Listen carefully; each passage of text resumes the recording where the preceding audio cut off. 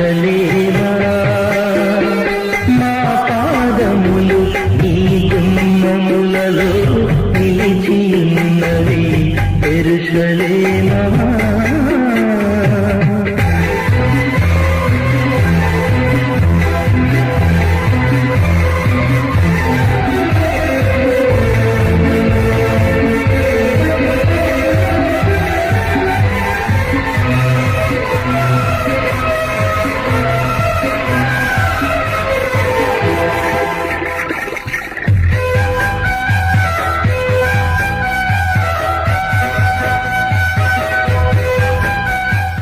మన ప్రభువును రక్షకుడైన యేసుక్రీస్తు వారి అతి శ్రేష్టమైన నామములో మీ అందరికీ నా వందనాలు చెల్లిస్తున్నాను.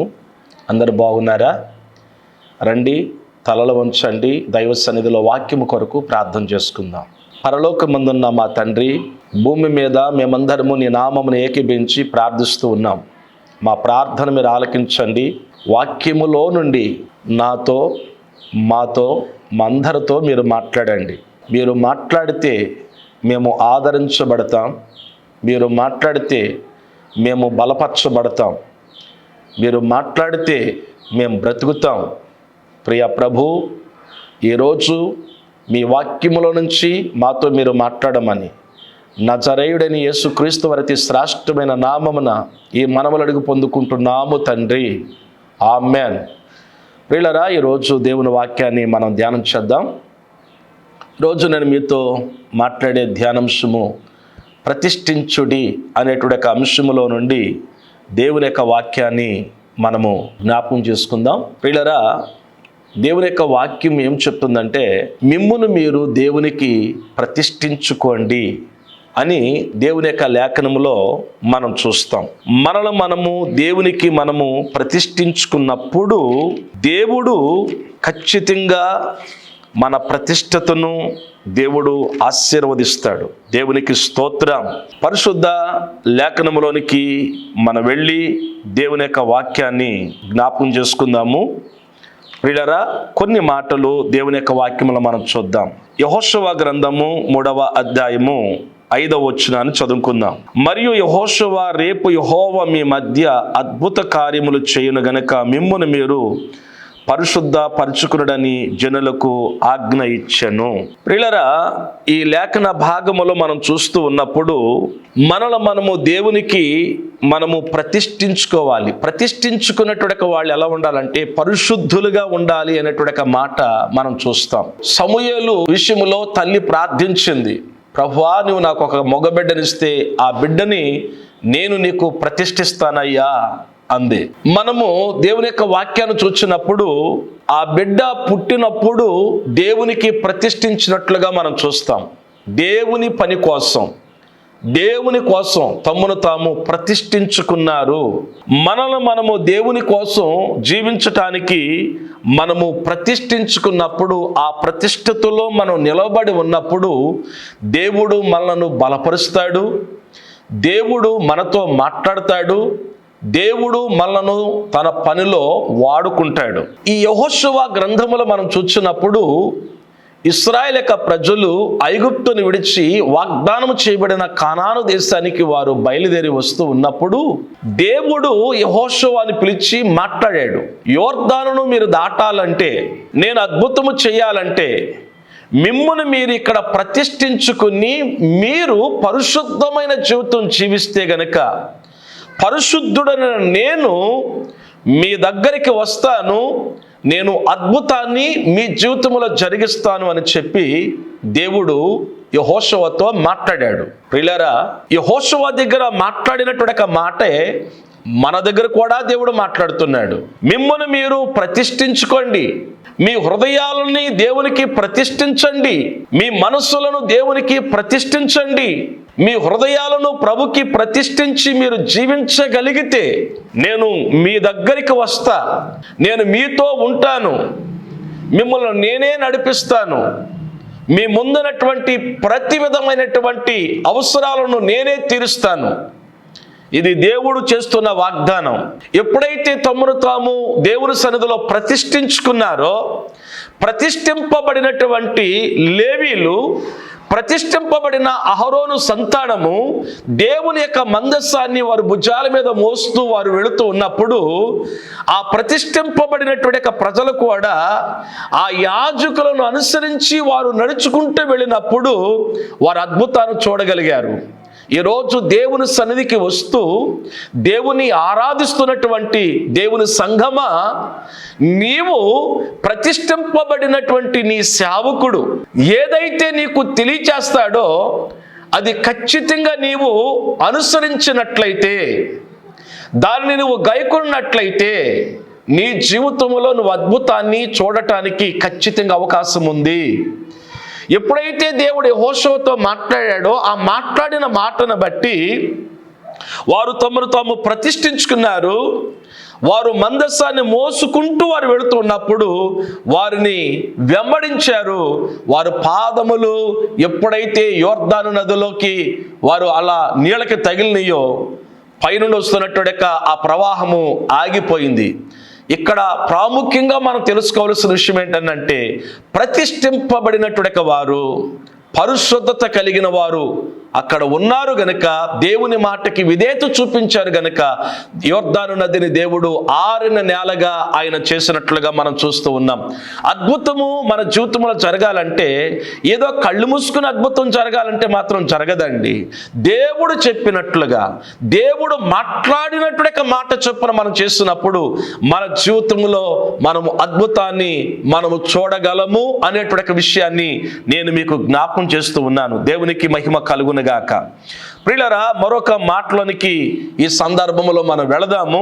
గమనించండి, ప్రతిష్ఠించుకున్నటువంటి మనము, ప్రతిష్ఠతలో ఉన్న మనము, నిష్ఠలో ఉన్న మనము, పరిశుద్ధత కలిగినటువంటి జీవితంలో మనము, అది ఎప్పటి వరకు అంటే ప్రభు వచ్చే వరకు, ఈ లోకాన్ని మనం విడిచిపెట్టి వెళ్ళే వరకు ఈ ప్రతిష్ఠతలో మనము నిలబడి ఉండాలండి. అది నిలబడి ఉండకపోతే దేవుడు ఏమంటాడంటే, నేను నా సేవకుల మాట నేను నమ్మను అనే మాట బైబిల్లో వ్రాయబడిందండి. అంటే మనం ఏదైతే మనం తీర్మానం చేసుకున్నామో, ఏదైతే దేవునికి ప్రతిష్ఠించుకున్నామో ఆ ప్రతిష్ఠతలోనే మనం నిలబడి ఉండాలి. ఆ ప్రతిష్ఠతను కలిగి ఉండాలి. ఆ ప్రతిష్ఠతను కాపాడుకుంటూ ఉంటే మన జీవితంలో ప్రతిరోజు దేవుడు మనకు ఒక అద్భుతాన్ని దేవుడు మన జీవితంలో జరిగిస్తాడు అనేటువంటి విషయాన్ని మనం గుర్తించాలి. రెండవ విషయాన్ని మనం జ్ఞాపకం చేసుకుందాం. యోవేలు గ్రంథము 2వ అధ్యాయము మనము 15వ వాక్యాన్ని చదువుకుందాం. సియోనులో బాకా ఊదుడి, ఉపవాస దినము ప్రతిష్ఠించుడి. ఈ భాగములో మనం చూస్తున్నప్పుడు యోవేలు ప్రవక్త ద్వారా దేవుడు యాజకులను, ఇశ్రాయేలు యొక్క ప్రజలను, దేవుడు దేశపు ప్రజలను హెచ్చరిక చేశాడు. ఎందుకు హెచ్చరిక చేశాడు అంటే, యాజకులేమి, దేవుని ప్రజలేమి దేవుని మాట ప్రకారంగా వాళ్ళు జీవించకుండా దేవునికి వాళ్ళు వ్యతిరేకంగా వారు నడుచుకుంటూ ఎవరి ఇష్టానుసారంగా వాళ్ళు ప్రవర్తిస్తూ ఉన్నారు. దేవుడు వారిని దీవించి వారికి భూముల్నిచ్చి, దేవుడు వారికి పంటనిచ్చి, దేవుడు వారికి సమృద్ధినిచ్చాడు. ఎంత సమృద్ధిని దేవుడు వారికి ఇచ్చాడు అంటే అండి, కొత్తది వచ్చిన పాతది ఇంకా మిగిలే ఉంటుంది. అంతగా దేవుడు వారిని దీవించాడు.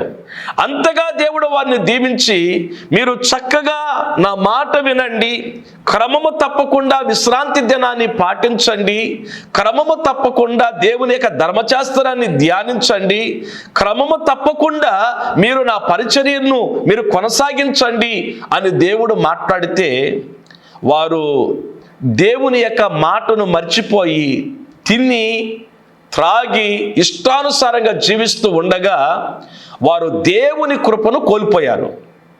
వారు దేవుని యొక్క ఆశీర్వాదాన్ని పోగొట్టుకుంటున్నారు. ఇప్పుడు దేవుని బిడ్డలారా, చాలా మంది జీవితాలని మనం చూసినట్లయితే దేవుడు దీవించి దేవుడు ఒక స్థితికి తీసుకొచ్చినప్పుడు గత జీవితాన్ని మర్చిపోవటం జరుగుతుంది.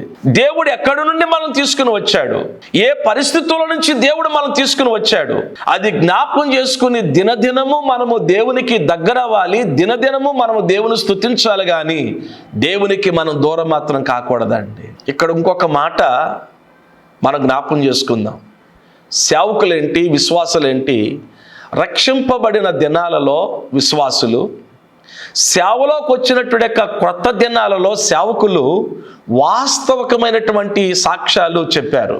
క్రమేణా దేవుడు పరిచర్యను దీవించుకుంటూ వచ్చినప్పుడు ఎక్కడి నుండి వచ్చామో ఆ సాక్ష్యాన్ని మర్చిపోయి, నేను నేతితో తిన్నాను, పాలతో చేయి కడిగాను, నేను చాలా గొప్పవాడిని, నా స్థాయి వేరు అనేటువంటి మాటలు వినపడుతూ ఉన్నాయి. సేవకుడేమి విశ్వాసేమి ఈ స్థితుల్ని కలిగి గతాన్ని మర్చిపోయినట్లయితే పరిశుద్ధాత్మ దేవుణ్ణి మనము దుఃఖపెట్టిన వారం అవుతాము అనే విషయాన్ని మనం గుర్తించుకోవాలండి. ప్రియులారా, ఏ స్థితిలో నుండి దేవుడు మనను తీసుకొచ్చాడు, ఎక్కడి నుండి దేవుడు మనల్ని ఎక్కడికి తీసుకొచ్చాడో అది మర్చిపోయాము అంటే అర్థం ఏంటో తెలుసా? దేవునికి మనకున్నటువంటి ఆ ఆత్మీయ సంబంధము, ఆ బంధం తెగిపోయిందని అర్థం. దేవునికి ఇక మనకి సంబంధం లేదు. నిజంగా దేవునికి మనకి సరైన సంబంధమే కనుక ఉంటే కనుక ఎక్కడ నుండి దేవుడు మనం తీసుకొచ్చాడో అది మనం గుర్తుపెట్టుకోవాలి. సౌలుతో దేవుడు అంటాడు కదా, నీ దృష్టికి నీవు అల్పుడుగా ఉన్నప్పుడు నేను నిన్ను రాజుగా చేశానయ్యా అన్నాడు. నీ దృష్టిలో నువ్వు అల్పుడివి, ఎందుకు పనికిరాని స్థితిలో నీ ఉంటే నేను నిన్ను రాజుగా చేశాను, కానీ ఇప్పుడు అది మర్చిపోయావు నీవు, నేను కూడా నిన్ను మర్చిపోవాల్సి వస్తుంది అంటున్నాడు దేవుడు. రాజ్యముని యొద్ద నుండి తీసివేయాల్సి వస్తుంది అంటున్నాడు దేవుడు. అలాగే మరొక వ్యక్తిని గురించి దేవుడు మాట్లాడుతూ అంటాడు, ఒక రాజును గురించి, మరొక రాజును గురించి ఆయన అంటాడు కదా.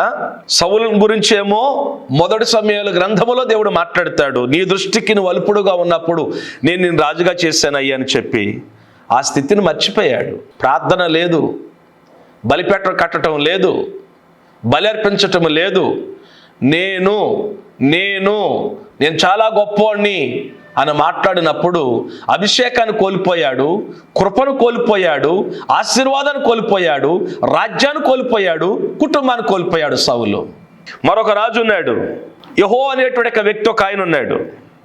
హనానీ కుమారుడినటువంటి యెహోకి దేవుడు ప్రత్యక్షమై అన్నాడు, నేను నిన్ను మట్టిలో నుండి తీసి హెచ్చింపచేసి ఇశ్రాయేలు వారగు నా జనుల మీద నిన్ను అధిపతిగా చేసి తిని, అయినను యెరోబాము ప్రవక్తించిన ప్రకారము నువ్వు ప్రవక్తించుచు ఇశ్రాయేలు వరకు నా జనులు పాపము చేయుటకు కారకుడవై వారు పాపము చేత నాకు దోషము పుట్టించి ఉన్నారు అంటాడు. మొదటి రాజుల గ్రంథము 16వ అధ్యాయము 1 నుంచి మీరు 2 వచనాలు చదివితే ఎంత భయంకరమైన పరిస్థితి అండి. ఎక్కడి నుంచి దేవుడు మనల్ని తీసుకొచ్చాడు గుర్తుపెట్టుకుందామా అండి. ఎక్కడి నుంచి తీసుకొచ్చాడు దేవుడు మనల్ని? ఇప్పుడు ఇశ్రాయేలు ప్రజలు ఎక్కడి నుంచి తీసుకొచ్చాడు? బానిసత్వములో నుండి దేవుడు బయటికి తీసుకొచ్చాడు, స్వతంత్రులుగా చేశాడు, అన్నీ ఇచ్చాడు. ఇప్పుడు దేవుడు మర్చిపోయారు. మర్చిపోవటం ద్వారా జరిగిన నష్టం ఏంటంటే వారు సమృద్ధిని కోల్పోయారు, పంటలు కోల్పోయారు, ఆశీర్వాదాన్ని కోల్పోయారు. ఈరోజు దేవుని యొక్క వాక్యము ద్వారా మనతో దేవుడు మాట్లాడుతున్నాడు. దేవుడు ఏ స్థితిలో నుండి నిన్ను తీసుకొచ్చాడో గుర్తుపెట్టుకోండి. ఈరోజు నేను కొన్ని విషయాలు చెప్తున్నాను. ఆ కోస్తా తీరం వెంబడి పరిసర ప్రాంతాల్లో చెరువులు పండిస్తున్న మీతో కూడా దేవుడు ఈ వాక్యం ద్వారా మాట్లాడుతున్నాడు అనే విషయాన్ని గుర్తుపెట్టుకోండి. ఎందుకంటే ఈ మధ్య కాలంలో సమృద్ధి అయినటువంటి పంటలు ఇచ్చాడు దేవుడు చెరువులకి, రొయ్యల చెరువులు. చాలా మంది దేవుని యొక్క మాట వినకుండా చాలా వ్యతిరేకంగా దేవునికి దూరం అయిపోయి కొన్ని పనులు చేస్తూ ఉన్నారు.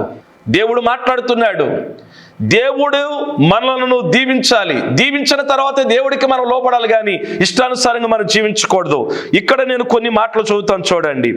ఏమైపోయిందంటే పరిస్థితి, ఇప్పుడు ఆ యొక్క పొలాల మీదకి ఏమొచ్చిందంటే తెగుళ్ళు వచ్చేస్తున్నాయి.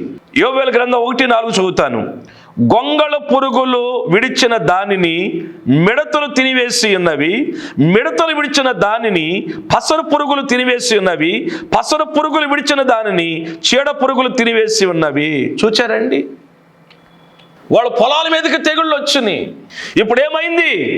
గొంగళ పురుగులు తిని విడిచిపెట్టినేమో మిడతలు తిన్నవి, మిడతలు విడిచిపెట్టినేమో పసరు పురుగులు తిన్నాయి, పసరు పురుగులు విడిచిపెట్టినేమో చీడ పురుగులు తినేసినాయి. 4 రకాలైనటువంటి పురుగులు వచ్చి అవన్నీ తినేసిన తర్వాత ఏమైపోయింది? 10వ వచనం చదువుతాను. పొలము పాడైపోయెను. గుర్తుపెట్టుకోండి, పొలము పాడైపోయెను. ఇక్కడ మరొక మాట చెప్తాను వినండి. ఆత్మీయ కోణంలోకి వెళితే పొలము సంఘానికి సూచన.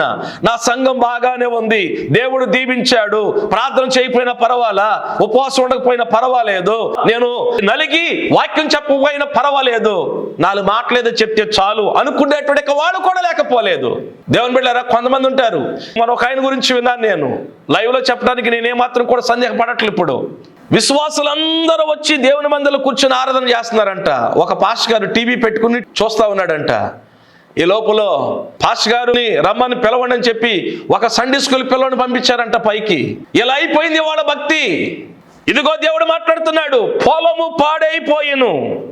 2వ మాట 10వ వచనంలో 2 మాట చదువుతాను.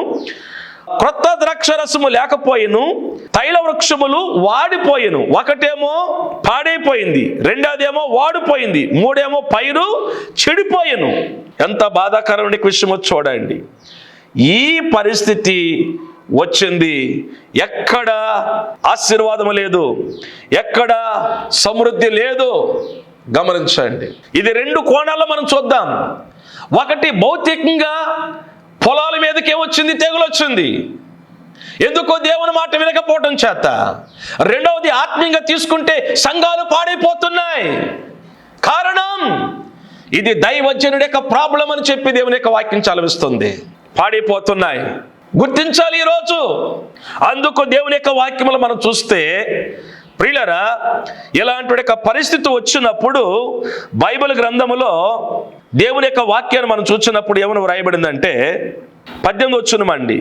మేత లేక పశువులు బహుగా మూలుగుచున్నవి, ఎడ్లు మందలుగా కూడి ఆకలికి అల్లాడుచున్నవి, గొర్రె మందలు చెదిరిపోవచ్చున్నవి, అగ్నిచేత అరణ్యములోని మేత స్థలములు కాలిపోయినవి. చూచారండి, ఈ పరిస్థితి వచ్చింది. యాజకులు పరిస్థితి ఎలా ఉందంటే 9వ వచనం, నైవేద్యమును పానార్పణమును యెహోవా మందిరములోనికి రాకుండా నిలిచిపోయెను. యెహోవాకు పరిచర్య చేయి యాజకులు అంగలార్చుచున్నారు. ఓ పక్కనేమో యాజకులు అంగలారుస్తూ ఉన్నారు, మరొక పక్కనేమో పశువులు ఏడుస్తూ ఉన్నాయి. అలాంటి ఒక పరిస్థితి అక్కడ సంభవించింది. కారణం దేవుని మాట వినకపోవటం చేత, దేవునిగా గణపరచబడకపోవటం చేత, దేవుడు చేస్తున్న మేలుకు తగినట్లుగా ప్రవర్తించకపోవటం చేత ఈ పరిస్థితి వాళ్ళకు వచ్చినప్పుడు దేవుడు మాట్లాడుతున్నాడు. ఏమన్నా తెలుసా? సియోనులో బాకానాదము ఊదుడి, పరిశుద్ధ పర్వతం మీద హెచ్చరిక చేయండి, ఓదండి బాక. ప్రజలారా, దేవుని తట్టు తిరగండి, మీ అన్యాయాన్ని విడిచిపెట్టండి, మీ అక్రమాలు విడిచిపెట్టండి, మీ దుష్టత్వాన్ని విడిచిపెట్టండి, మీ పాపాన్ని విడిచిపెట్టండి, రండి దేవుని దగ్గరికని మీరు బాకా ఊది మీరు ప్రకటించండి అని చెప్పి దేవుడు యోవేలు ప్రవక్త దగ్గరకు వచ్చి మాట్లాడుతూ ఉన్నాడు. దేవునికి స్తోత్రం కలుగును గాక. ఒకప్పుడు నువ్వు ఎంత ప్రార్థించావు, ఒకప్పుడు ఎంత సువార్త ప్రకటించావు, ఒకప్పుడు ఎంత కన్నీళ్లు కార్చావు, ఒకప్పుడు ఎంత సేవ చేశావు. ఈ రోజు ఇస్తున్న బట్ట నలగట్లా. ఏసీ లేకపోతే వాక్యం చెప్పలేవు, ఫ్యాన్ లేకపోతే వాక్యం చెప్పలేవు, కరెంటు లేకపోతే, మైక్ లేకపోతే వాక్యం చెప్పలేవు. ఇది వరకు ఎలా సేవ జరిగిందండి? డ్రమ్ము కొట్టుకుని దేవుని సేవ చేశారు. అప్పుడు రోజులు వేరండి, ఇప్పుడు రోజులు వేరని మీరు అనొచ్చు. కానీ ఇప్పటికైనా నీవు సరైనటువంటి రీతిలో చేస్తున్నావా?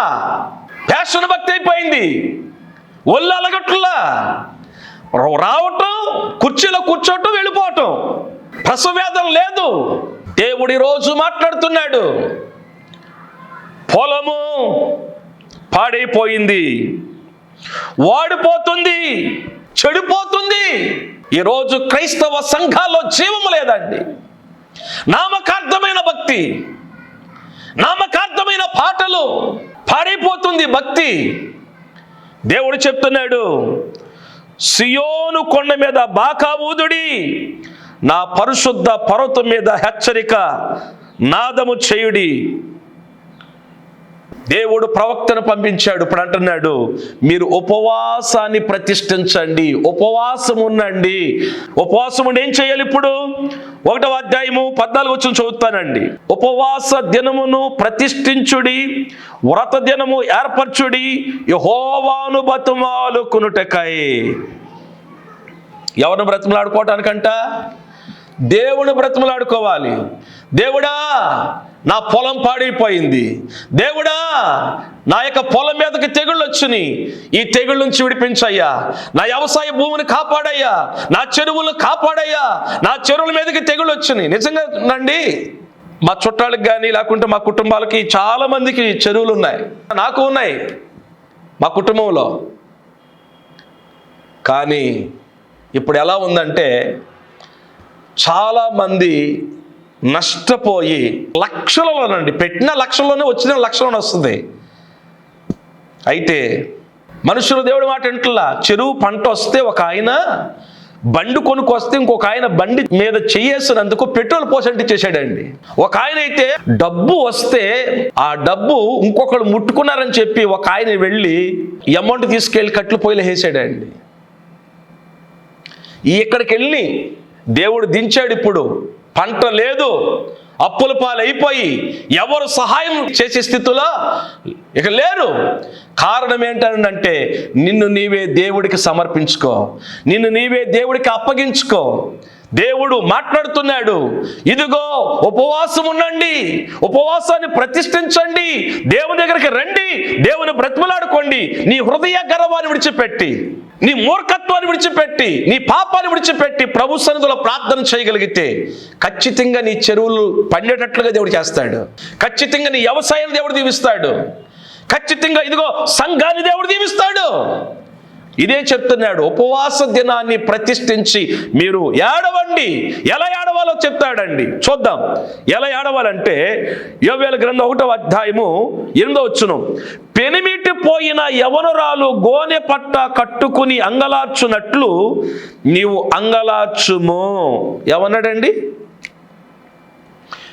పెనిమిటి పోయిన యవనరాలు అంటే యవన కాలంలో భర్తను కోల్పోయినటువంటి ఒక సహోదరి ఎంత ఏడుస్తుందో, నా యవన కాలంలో భర్త చనిపోయాడు, నా జీవితం ఏంటని ఎంత ఏడుస్తుందో, మీరు కూడా గోనె పట్ట కట్టుకొని అంతగా మీరు ఏడవండి. గమనించారా? ఉపవాస దినాన్ని ప్రతిష్ఠించండి, మీ మనస్సును మార్చుకోండి, మీ హృదయ గర్వాన్ని విడిచిపెట్టండి, దేవుని తట్టు తిరగండి, పాపాలు ఒప్పుకోండి, పాపాలు విడిచిపెట్టండి, ఏడవండి, ప్రభు చెప్పినట్లుగా చేయండి. నిశ్చయముగా సమృద్ధిని దేవుడు ఇస్తాడు. ఆ విధంగా వారు తమ్మును తాము ఏం చేశారంటే ప్రవక్తను పంపించాడు దేవుడు. ప్రవక్తను పంపించి హెచ్చరిక చేస్తున్నప్పుడు వాళ్ళు ఏం చేశారంటే ఉపవాసం ఉండి వారు దేవుని బ్రతిమలాడుకుంటూ వారు బలహీనతలు ఒప్పుకొని ఏడుస్తూ ఉండగా దేవుడు ఇప్పుడు వాగ్దానం చేస్తున్నాడు. ఏమని వాగ్దానం చేస్తున్నాడో ఇప్పుడు చూపిస్తాను. యోవేలు గ్రంథం 2వ అధ్యాయము 21 నుంచి చదువుతాను. దేశమా భయపడక సంతోషించి గంతులు వేయము, యెహోవా గొప్ప కార్యములు చేసెను. పశువులారా భయపడకుడి, గడ్డి బేళల్లో పచ్చిక మొలుచును, చెట్లు ఫలించును, అంజూరపు చెట్లును ద్రాక్ష చెట్లును సమృద్ధిగా ఫలించును. సియోను జనులారా ఉత్సాహించి మీ దేవుడైన యెహోవా యందు సంతోషించుడి. తమ నీతిని బట్టి ఆయన తొలకరి వర్షమును మీకు అనుగ్రహించును. వాన కురిపించి పూర్వమందు వలె తొలకరి వర్షము కడవరి వర్షము మీకు అనుగ్రహించును. కొట్లు ధాన్యముతో నిండును, కొత్త ద్రాక్ష రసమును కొత్త తైలమును గానుగులు పైగా పొర్లి పారును. మీరు కడుపార తిని తృప్తి పొంది మీ కొరకు వింత కార్యములను జరిగించిన మీ దేవుడిని యెహోవా నామమును స్తుతించినట్లు నేను పంపిన మిడతలను, గొంగళ పురుగులను, పసర పురుగులను, చీడ పురుగులను, నా మహాసైన్యము తినివేసిన సంవత్సరముల పంటను మీకు మరలానిత్తును. దేవుని నామానికి మహిమ కలుగునుగాక. మీరు ఏదైతే కోల్పోయారో, మీరు ఏదైతే పోగొట్టుకున్నారో దాన్ని తిరిగి మరలా నేను మీకు ఇవ్వబోతున్నాను. ఎప్పుడు? మీ దుష్టత్వాన్ని విడిచిపెట్టి, మీ గర్వాన్ని విడిచిపెట్టి, మీ పాపాన్ని విడిచిపెట్టి నా సన్నిధికి వచ్చి ఉపవాసం ఉండి తగ్గించుకుని ఇదిగో గోనె పట్ట కట్టుకుని యవ్వన కాలములో భర్తను కోల్పోయినటువంటి యవ్వనస్తురాలు ఏడ్చినట్లుగా మీరు ఏడవటము ద్వారా మరలా నేను మిమ్మల్ని దీవించబోతున్నాను, మరలా నేను మీకు సంతోషం ఇవ్వబోతున్నాను, ఇదిగో ఇక మీకు సిగ్గు అనేది కలగదు అని దేవుడు మాట్లాడుతున్నాడు. అప్పుల్లో ఉన్నావా? నీ అప్పుల నుంచి దేవుడు విడుదల చేయబోతున్నాడు. ఖచ్చితంగా చేస్తాడు ఆయన. నువ్వు దేవుడు మాట వింటే, నువ్వు ఏ పరిస్థితుల్లో ఉన్నా, నువ్వు ఏది కోల్పోయినా దేవుడు మాట్లాడుతున్నాడు. ఇదిగో నువ్వు ఏది కోల్పోయావో తిరిగి దేవుడు మరలాది నీకు అనుగ్రహిస్తాడు. మిమ్మల్ని మీరు ప్రతిష్ఠించుకుంటే అద్భుతాలు చూస్తారు అన్నాడు. మిమ్మల్ని మీరు ప్రతిష్ఠించుకుంటే ఇదిగో మీ పంటను తిరిగి మరలా నేను మీకు ఇస్తానని చెప్పి దేవుడు మాట్లాడుతూ ఉన్నాడు. దేవునికి స్తోత్రం కలుగును గాక. మిమ్మల్ని మీరు ప్రతిష్ఠించుకోండి. సత్యములో మిమ్మల్ని మీరు ప్రతిష్ఠించుకోండి. సత్యములో మిమ్మల్ని మీరు ప్రతిష్ఠించుకున్నట్లయితే పరలోక రాజ్యాన్ని చూడగలుగుతాం. సత్యమునందు మిమ్మల్ని మీరు ప్రతిష్ఠించుకుని సత్యములో మీరు జీవించగలిగితే పరలోక రాజ్యం దొరికిద్ది. దేవుడు ఇక్కడ మాట్లాడుతున్నటువంటి మాట ఇంకొకటి, ఈ యోవేలు గ్రంథము 2వ అధ్యాయం 26వ వచనంలో అంటాడు, నా జనులు ఇంక ఎన్నటికి సిగ్గు నొందరు. నీవు సిగ్గు నందవు సహోదరుడా. దేవుడు మాట్లాడుతున్నాడు, నీతోనే దేవుడు మాట్లాడుతున్నాడు. దేవుని కొరకు నిన్ను సమర్పించుకో. ఈ సంవత్సరం సమృద్ధిని అనుభవించాలి, మేలు అనుభవించాలి. సమృద్ధైన పంట అన్నాడు. సమృద్ధైన పంట దేవుడి నుంచి పోదాం. దేవుడి వాక్యం ద్వారా మనం దీవించును గాక. తల వంచని ప్రార్థన చేసుకుందాం. తండ్రి, మా దేవా, మీకు వందనాలు. నీవెంతైనా నమ్మదగిన దేవుడువు. ఇదిగో ప్రభువా, కోస్తా తీర వెంబడి అనేక మంది మా బంధువులు, రక్త సంబంధులు నాయన ఇదిగో తండ్రి పంట లేక అల్లాడిపోతున్నారు. లక్షల కొలది పెట్టుబడి పెట్టి నష్టపోతూ ఉన్నారు. ఈరోజు నువ్వు వారితో మాట్లాడినందుకే మీకు స్తోత్రములు నాయన. చెరువులు మీరు దీవించండి అయ్యా. ఈ సంవత్సరం నీ నామమును బట్టి చెరువుల్లో నాయన సీడు వేస్తూ ఉన్నప్పుడు సమృద్ధి అనే పంట దయచేయమని కోరుతున్నాం. వ్యవసాయాలు మీరు దీవించమని మీ సన్నిధిలో ప్రార్థిస్తున్నాను. అలాగే తండ్రి నీకు వందనాలు. సంఘాలు మీరు దీవించమని వేడుకుంటున్నాం నాయన. మమ్మల్ని నాయన ఆత్మీయ కోణములో కూడా నడిపించావు. సంఘాల్లో నాయన ఇదిగో తండ్రి నీ యొక్క మాట ప్రకారంగా స్వచ్ఛమైన వాక్యం, స్వచ్ఛమైన ఆరాధనలు ప్రభు శక్తివంతమైన ఆరాధనలు జరగడానికి సహాయం చేయి. నిండారుగా దీవించమని వేడుకుంటూ ఉన్నాం. నన్ను మమ్మల్ని ఇంతవరకు బలపరిచినందుకే స్తోత్రములు తండ్రి. మేమెవరు గొప్పవాళ్ళం కాదయ్యా, మేమందరం నిమిత్త మాత్రులమయ్యా. నీ వాక్యానికి లోబడి నీ చిత్త ప్రకారంగా జీవించే మనసు నాకు మాకు దయచేయి. నిండారుగా దీవించి మేలిచ్చేయండి. మరొకసారి ప్రార్థిస్తున్నాను. ఎవరైతే అనారోగ్యంలో ఉన్నారో వారిని స్వస్థపరచండి. ఎవరు అప్పుల్లో ఉన్నారో వారి అప్పుల సమస్య నుంచి విడుదల పొందడానికి సహాయం చేయండి. మానసిక ఒత్తిడి నుంచి, కుటుంబ సమస్య నుంచి విడిపించండి. ఆత్మీయ దరిద్రతను నడిపించు, సమృద్ధిలోనికి నడిపించమని యేసు నామమున అడుగుచు ఉన్నాము తండ్రి. ఆమేన్. తండ్రి అయిన దేవుని ప్రేమయు, ప్రభును రక్షకుడైన యేసుక్రీస్తు యొక్క దివ్య కృపయు, పరిశుద్ధాత్మ దేవుని అన్యోన్య సహవాసము సమాధానం కూడిన మనకును ఆయన వెంబడిస్తున్న సకల భక్తులకు మన కుటుంబాలకి సదాకాలము తోడయుండునుగాక. ఆమేన్. అందరికి వందనాలండి.